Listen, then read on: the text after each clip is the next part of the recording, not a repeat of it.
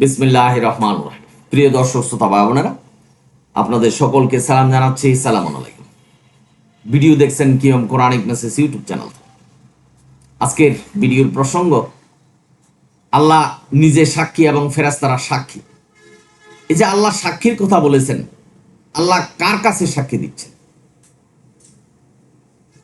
বাস্তব দুনিয়ায় জজের সামনে মানুষ সাক্ষী দেয়, তা আল্লাহ কার কাছে সাক্ষী দিচ্ছে? এক ভাই প্রশ্ন করলেন। ধন্যবাদ আপনাকে, যাদের মনে এই প্রশ্ন, সকলকেই ধন্যবাদ জানাচ্ছি। আজকের মিডিয়াতে দেখবেন অনেক মানুষ আল্লাহ সাক্ষী এবং তার ফেরেশতারা সাক্ষী, ভুল ব্যাখ্যা। অর্থাৎ আল্লাহ কার কাছে সাক্ষী দিচ্ছেন, তার মানে আল্লাহ এক নয়, আল্লাহর উপরে কেউ আছে, এই কথা বিশ্বাস করে 10 বছর ইমামতি করে মুফতি টাইটেল দিয়ে নামের পূর্বে তারপরে তারা নাস্তিক হয়েছে, মিডিয়াতে কোরআনের বিরুদ্ধে কথা বলছে। আমরা যারা মুসলমান আল্লাহকে বিশ্বাস করি, আল্লাহর কালিমা আমাদের ভিতরে যাদের আছে, তাদের এই সংশয়বাদী কথা শুনবেন না এবং বিশ্বাস করবেন না। আসুন, আল্লাহ কেন বললেন যে আমি সাক্ষী বা ফেরেশতারা সাক্ষী, এই নিয়ে বিস্তারিত আলোচনা করি। সূরা নেসা 166 নম্বর আয়াত। আল্লাহ নবীকে বলছেন যে আমি যা নাজিল করেছি আমার সজ্ঞানে নাজিল করেছি। এ ব্যাপারে আল্লাহ নিজে সাক্ষী এবং তার ফেরেশতারা সাক্ষী। আল্লাহর সাক্ষী যথেষ্ট। এখানে আল্লাহ বলছেন যে আমি নিজেই সাক্ষী এবং ফেরেশতারা সাক্ষী। তাহলে সঙ্গত কারণে আপনাদের মনে প্রশ্ন জাগতে পারে যে বাস্তব দুনিয়ায় সাক্ষী তো জজের সামনে দেয়, তা আল্লাহ কার সামনে সাক্ষী দিয়েছে? আসুন সূরা মায়দার 7 নম্বর আয়াত। সূরা মায়দার 7 নম্বর আয়াতে আল্লাহ বলছেন, স্মরণ করো সেই প্রতিশ্রুতির কথা। আমরা যখন আত্মার জগতে ছিলাম তখন আল্লাহ বলেছিলেন তোমাদের সৃষ্টিকর্তাকে আমরা মেনেছিলাম, তুমিই আমাদের সৃষ্টিকর্তা। সেই প্রতিশ্রুতির কথা আল্লাহ সূরা মায়দার 7 নম্বর আয়াতে জানিয়ে দিয়েছেন। যেহেতু আমাদের এই আত্মার জগতের কথা মনে নেই, আমাদের জানিয়ে দিয়েছেন। সুতরাং কোরআন পড়তে হবে, কোরআন নিয়ে গবেষণা করতে হবে। তাহলে আল্লাহকে আমরা সৃষ্টিকর্তা হিসাবে মেনেছিলাম। এই দুনিয়াতে এসে কোরআন যখন আমাদের সামনে আসলো, সূরা বাকারার 285 নম্বর আয়াতে আল্লাহ বিশ্বাসের কথা বলছেন।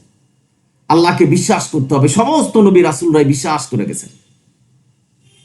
ফেরেশতাদেরকে বিশ্বাস করতে হবে, নবী রাসূলদের বিশ্বাস করতে হবে, কোরআন বিশ্বাস করতে হবে। অর্থাৎ এই 4টি কিতাবকে বিশ্বাস করতে হবে, যেটি আসমানি কিতাব। এই বিশ্বাসের কথা বলছেন। সামিনা ওয়া আতানা, শুনলাম এবং মেনে নিলাম, এই বিশ্বাস আমাদের থাকতে হবে এবং কর্মে তা প্রকাশ করতে হবে।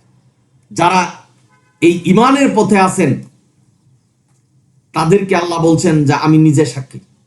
আমি যা সালামুন আলা মুহাম্মদের কাছে নাজিল করেছি সেটা সত্য। জালিকাল কিতাবু লা রাইবা ফিহি হুদাল লিল মুত্তাকিন। এই কিতাবের প্রতি কারোর সন্দেহ নেই, কোনো সন্দেহ নেই। ভাই বোনেরা, সুতরাং আল্লাহ এখানে কারো কাছে সাক্ষী দেয়নি। আল্লাহ যে নাজিল করেছেন সেটার গুরুত্ব দিতে যে আল্লাহ বলছেন আমি নিজেই সাক্ষী। অর্থাৎ কোরআনের যে বাণী, কোরআনের যে আয়াত, এটা যে সত্য, ইন্না হাযাল কোরআন, কোরআন যে সত্য পথ, এটাকে মানুষের কাছে গুরুত্ব দিতে যে আল্লাহ বলছেন আমি নিজেই সাক্ষী। এবং ফেরেশতারাও এই ব্যাপারে জানে। অর্থাৎ আমাদেরকে সন্দেহ মুক্ত করতে আল্লাহ বলছেন আমি সাক্ষী। আমি একটা উদাহরণ দিলে বুঝতে পারবেন। একটা সংবাদ মাধ্যম, আপনারা এই মিডিয়াতে অনেক সংবাদ দেখবেন, ভুয়া সংবাদ, যে ওই দেশের প্রেসিডেন্ট মারা গেছে বা উনি মারা গেছেন, এই দেশ দখল করে ফেলছে। এই যে ভুয়া সংবাদ অনেক মিডিয়াতে পাবেন। কিন্তু এই সংবাদগুলি যদি সিএনএন থেকে আসে, আমি সিএনএন এর কথাই বলছি, তাহলে আপনি শতভাগ নিশ্চিত হবেন যে এই সংবাদটা সত্যি।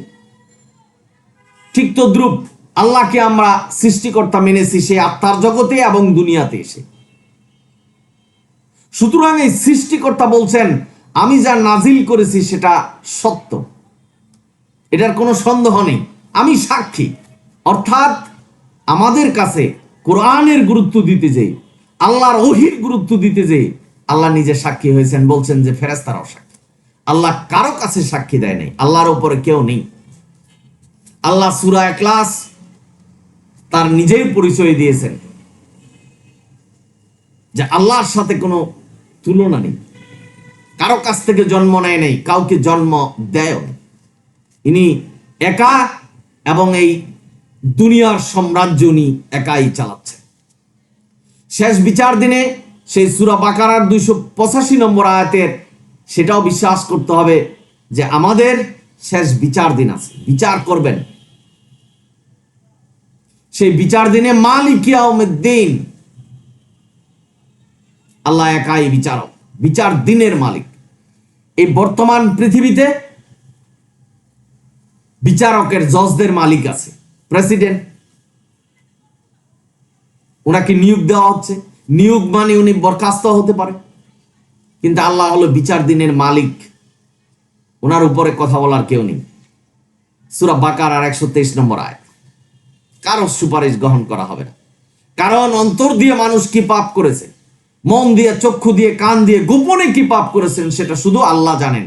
যিনি জানেন তিনি বিচার করবেন। ভাই বোনেরা, আল্লাহ বলছেন এই দুনিয়াতে তোমরা যা করছো এর কিতাব রচনা হচ্ছে, এই কিতাব তোমার হাতে দেওয়া হবে, তুমি নিজেই জানবে তুমি জান্নাতি না জাহান্নাম। সুতরাং ভাই বোনেরা, যারা সংশয়ে আছেন, ভুল পথে আছেন, নাস্তিকদের কথা শুনে যারা প্রশ্ন করছেন যে আল্লাহ কার কাছে সাক্ষী দিচ্ছেন, কারো কাছে সাক্ষী দেয়নি। আল্লাহ কোরআনের গুরুত্ব, আল্লাহর ওহির গুরুত্ব মানুষের কাছে জানানোর জন্য আল্লাহ বলছেন আমি নিজেই সাক্ষী। কারণ আমরা জানি আল্লাহ এই বিশ্ব সাম্রাজ্যের মালিক, ইনি দুনিয়া পরিচালনা করছেন, উনি হুকুম দিবেন, আমরা এই হুকুম মানব। সবচেয়ে বড় কথা হলো যে আমাদের মৃত্যু হবে, এই জন্ম মৃত্যুর মালিক হলো আল্লাহ। বাবারা, আশা করি বুঝতে পেরেছেন যে আল্লাহ কারো কাছে সাক্ষী দেয়নি, আল্লাহর উপরে কেউ নেই। আল্লাহ এই কোরআনের, এই ওহির, নবীর কাছে যা ওহী করা হয়েছে সেটার গুরুত্ব মানুষের কাছে বোঝানোর জন্য আল্লাহ বলছেন আমি সাক্ষ্য দিচ্ছি। অন্ধ হয়ে আল্লাহকে না দেখে বিশ্বাস করতে হবে, আল্লাহর একত্ববাদকে বিশ্বাস করতে হবে, সংশয় থাকবেন না। কোরআনের ব্যাপারে কোনো সংশয় নেই, এটা আল্লাহর কাছ থেকে এসেছে, আল্লাহর বাণী। বাংলা অনুবাদ করতে যে এবং এই কোরআনের ব্যাখ্যা বুঝাইতে যে মানুষ ভুল পথে আছে, কিন্তু কোরআন যে আরবি আয়াত আল্লাহ যেটা দিয়েছেন সেটার ভুল ধরার কোনো ক্ষমতা নেই। আল্লাহ বলছেন আমি তার সংরক্ষণ, এই কোরআনের সংরক্ষণ করছেন আল্লাহ। সুতরাং এটা ভুল হতে পারে না, এটা ভুল বানাতে পারে না। এখন আপনাদের মনে প্রশ্ন জাগতে পারে তাহলে মানুষ ভুল ব্যাখ্যা দিচ্ছে কিভাবে? কারণ আল্লাহ মানুষকে ইচ্ছা শক্তি দিয়েছে, আপনি যা ইচ্ছা তাই করতে পারবেন, আপনি পাপও করতে পারবেন, পুণ্যও করতে পারবেন, এই স্বাধীনতাটা দিয়েছে। ফেরেশতাদের মতো এই নয় যে আল্লাহর হুকুম যা বলবেন তারা তাই করবে। মানুষকে আল্লাহ স্বাধীন ইচ্ছা দিয়েছে। সুতরাং এই ইচ্ছার বলে মানুষ কোরআনের ভুল ব্যাখ্যা দিচ্ছেন, ভুলভাবে বুঝছেন, নিজেকে নাস্তিক দাবি করছেন, কোরআনকে মিথ্যা বানানোর চেষ্টা করছেন, নবী রাসূলদেরকে মিথ্যা বানানোর চেষ্টা করছেন। আজকের সমাজে ওয়াজ নসিহত শুনে আমরা নিজেরাও ভুল পথে আছি। ওয়াজ করছেন যে আল্লাহর বিধান হলো কোরআন, নবীর বিধান মানব রচিত হাদিস, বুখারী শরীফ, মুসলিম শরীফ, তিরমিজি শরীফ, আবু দাউদ, নাসাই, এগুলি। কারণ আল্লাহ এক, তার কিতাব এক, এবং তার বিধানের কোনো পরিবর্তন নেই। আল্লাহ বলছেন আল্লাহর বিধানের উপরে আল্লাহ কাউকে শরীক করে না। সুতরাং আমরাও ভুল পথে চলে যাব যখন বিশ্বাস করব যে নবীও আল্লাহর মতো করে হুকুম দিয়েছে। আজকের এই QM Quranic message YouTube channel থেকে আপনাদের মেসেজ দিচ্ছি, দুনিয়াতে কেউ নেই বিধান লেখার। নবী রাসূলদেরকেও আল্লাহ ক্ষমতা দেয়নি বিধান লেখে ইসলামের প্রচার করার। নবী সেটাই মেনেছেন যেটা আল্লাহর কাছ থেকে এসেছে।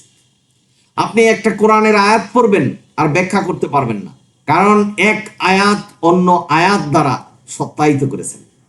আজকের সমাজে দেখবেন আতিউল্লাহ ওয়া আতিউর রাসূল, আমাদের মোল্লারা বলছেন নবীকেও মানতে হবে, আল্লাহকেও মানতে হবে। নবীকে মানা মানে হাদিস মানতে হবে, যতগুলি মানব রচিত হাদিস। আল্লাহকে মানতে হবে কোরআনের মাধ্যমে বলছেন, অথচ ভুল প্রচার করছেন, মানুষকে বিপদে ফেলছেন।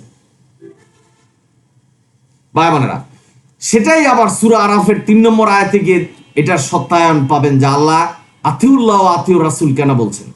সেখানে বলছেন, এই মানব মণ্ডলী তোমরা অনুসরণ করো যা নবীর কাছে অবতীর্ণ করা হয়েছে, অর্থাৎ সালামুন আলা মুহাম্মদের কাছে অনুসরণ করা হয়েছে। এখানে মানব জাতিকে নির্দিষ্ট করে বলেছেন তোমরা অনুসরণ করো সেটা যা নবীর কাছে ওহী করা হয়েছে।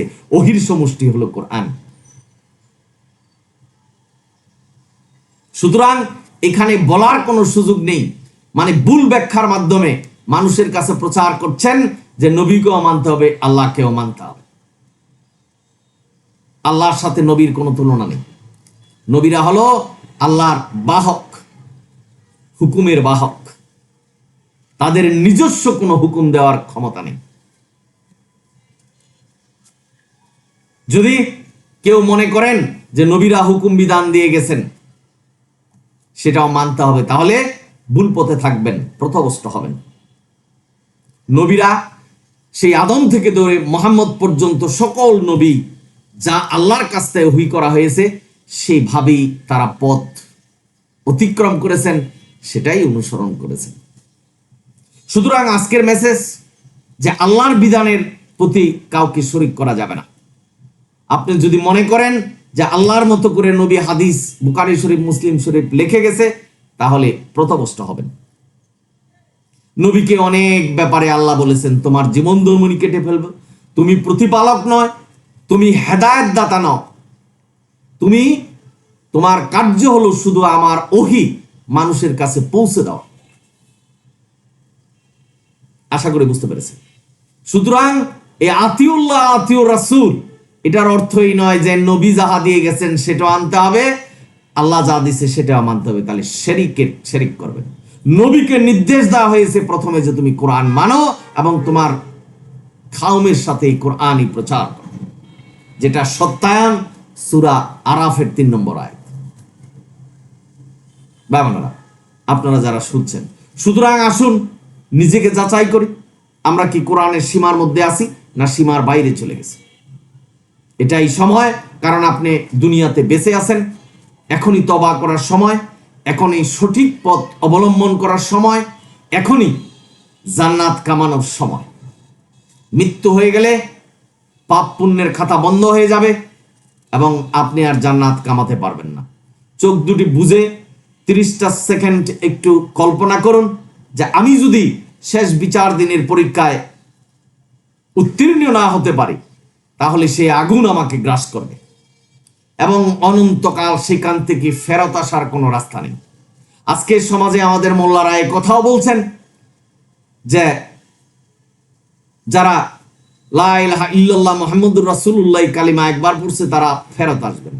এই ধরনের মিথ্যা প্রচারণা থেকে দূরে থাকবেন, কারণ আল্লাহ সুস্পষ্টভাবে বলছেন অনন্তকাল সেখান থেকে ফেরত আসার আর কোনো সুযোগ নেই।